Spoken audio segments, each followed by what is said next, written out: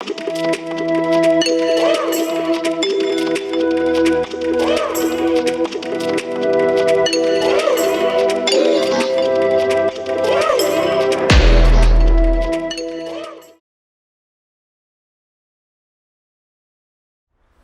Nan is a very good teacher, and Schmidt is a good learner because Nan gives him repetition. When she says, show me, show me, the ideal apprentice will always repeat after the mentor so that they can acquire the right pronunciation and the right amount of repetitive practice, because it takes a lot of practice to become a speaker of your language. When Schmidt ideally repeats after the person who's teaching him, he's doing so because he's in a position of safety. And by safety in Mentor-Apprentice, we mean that the teacher is teaching in a really gentle and patient way. So in the mentor's mind, they're reminding themselves to keep patience all the time, and they have full knowledge that it takes a long time to acquire the language and to say the words correctly and to use the words in the right context. If it was easy, then everybody would be speaking it. Nan never gets angry or overly annoyed when Schmidt doesn't say things totally right, or if he says things with a little bit of a wrong accent.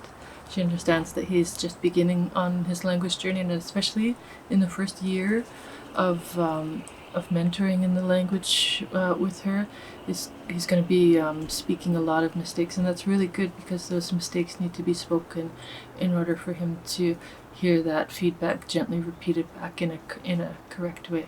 So when you have a pair of mentor-apprentice who have this safe relationship of learning, then you start to hear people in the community saying, Joy, so-and-so is learning really fast, because they're being encouraged to keep on speaking until it reaches a point where they've spoken so much that they're starting to sound really correct. And people will start to notice and say, wow, so-and-so is learning really fast.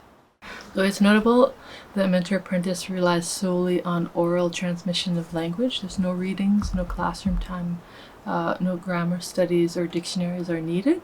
That's not to say that those things aren't helpful for language support, but for the time that you're spending with your mentor, you're working just on the oral part of the language.